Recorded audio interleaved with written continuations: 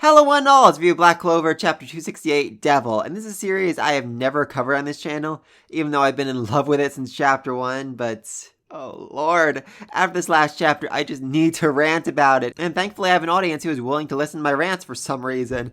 Woo! So yeah, a few chapters back we found out the demons have a power-based ranking system. I was thinking, oh wow, Asta's demon, he must be like, king of the demons. I mean, that's Lucifero, but maybe Asta's is like his twin brother, his son, his father, like some super ancient, super powerful demon, but oh, I forgot what series I was reading. This isn't your typical show and jump series. The main character doesn't get godlike powers because he's the long-lost prince, descendant of a god, part of some ancient, powerful bloodline. No, Asta's powers come just from straight-up hard work. So Asta's demon was basically just like him, born in a hierarchical society where he had no magical powers whatsoever, and so was teased and mocked and beaten because of it, until they got bored with him and literally threw him out of the world. Oh, okay. Admittedly, that did not happen to Asta, but I'm sure if it was possible, people would have done it to him. So yeah, things don't really improve all that much in the human world, as, he is freaking terrifying to look at, and he's a freaking demon, that's gonna scare people. So he's basically chased till he passes out. And then he meets Mama Asta, good old Lisita, and I just freaking love her. She's so much like Asta, like the scene where the snake's about to kill her, and then it dies because of her curse, and then she's like, whoa, poison snake. She had no idea she was about to be killed by a snake until, it literally fell to the ground in front of her. I love that. That's exactly the kind of thing you'd expect to see from Asta. Anyway, because she would basically kill anyone she comes close to, she can't be in town, so she lives outside the village all by herself, and because good old Libe has no magic, he won't die by being near her, so she basically invites him to be her kid. Oh, wow. In the moment, I didn't mind this, but looking back, this woman is straight up insane, and it is just such a straight up Asta thing to do, to literally try to befriend a freaking demon. Wait, that is literally what he's doing at this very moment. Oh, I love it. I absolutely love it. And so we get this whole montage of them being happy, living together, being mother and son. And it's just so freaking cute and adorable until that jerk Lucifero shows up and tries to take over Libe's body. God dang you, Lucifero! Why did you have to ruin their happy times? Why? I am a little concerned by this one line, though. Libe says, one of the highest devils. I mean, a few chapters back, Noct basically said, if Lucifero shows up in the human world, the world will die. We're all doomed. So it definitely seemed like, he was the tip of the top, like a whole world above the second strongest demon, but for him to only be referred to as one of the highest devils here, is Noct wrong? Are there other demons near or at his level that we don't know about yet? Is Noct hiding something? Might just be a translation error, but still, that's a very concerning line.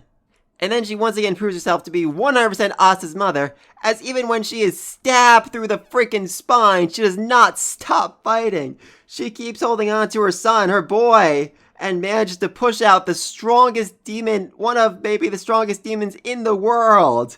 Oh my god, I love it. I freaking love it. And then she steals him inside the grimoire, where Asta eventually meets him a few years later. Maybe. I'm actually a little confused about the timeline of all that. So yeah, Libe is very, very angry at the devils, and he basically wants to murder all of them for killing his mama.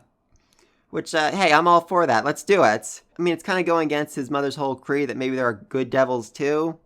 And that, he might end up killing some of the good ones too if he just goes on a mass murder spree, but, we'll see about that. Anyway, so 3 big questions left at the end of this chapter. First and foremost, does Libe know that Lisita was Asta's mama? I mean, a lot of people, even last chapter, were already saying, oh my god, it's Asta's mom, it's her mom. There's a very, very strong resemblance between them, not even just how they look, but how they act. Almost everything about them. Has he figured it out? Is he gonna tell Asta that? I'm curious. I'm very, very curious. Maybe he hasn't realized it yet, and once he does, it's gonna change his mind. They're gonna agree to, work together as freaking brothers. Oh my god, I love that. And somehow manage to take out all the devils? Maybe. Secondly, the grimoire. How did it get from what is apparently the middle of the field to the wizard tower where Asta eventually found it? Was there some sort of third party who got involved who hid it there because they knew that Asta would eventually find it? Is it possible that Lisita somehow survive being stabbed through the spine. I mean, very, very unlikely, but I'd certainly love a reunion, mother hugging her two sons. Oh my god, that would be adorable.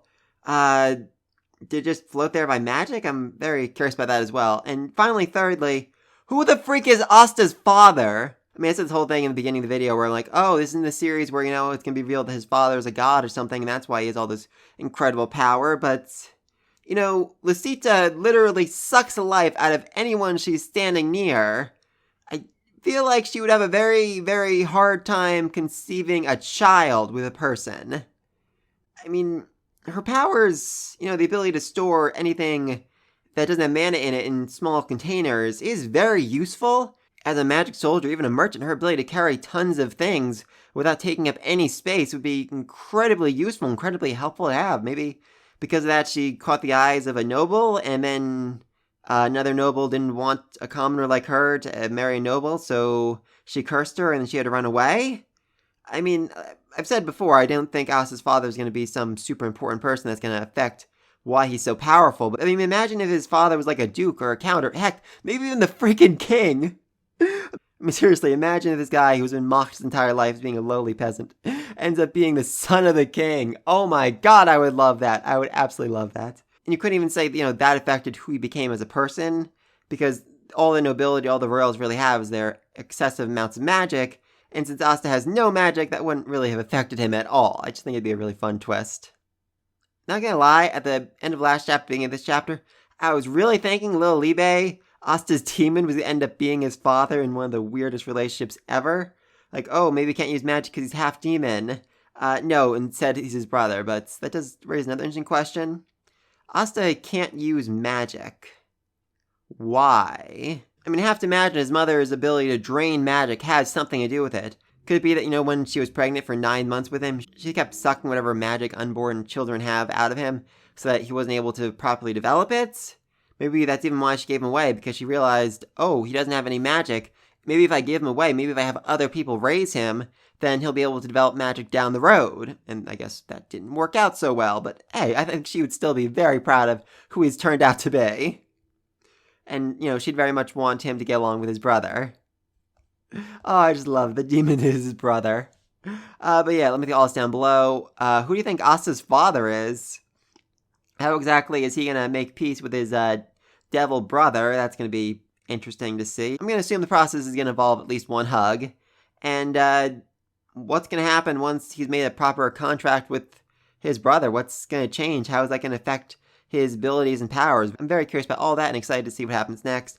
Please know anything else down below. Be sure to like and share this video. And until then,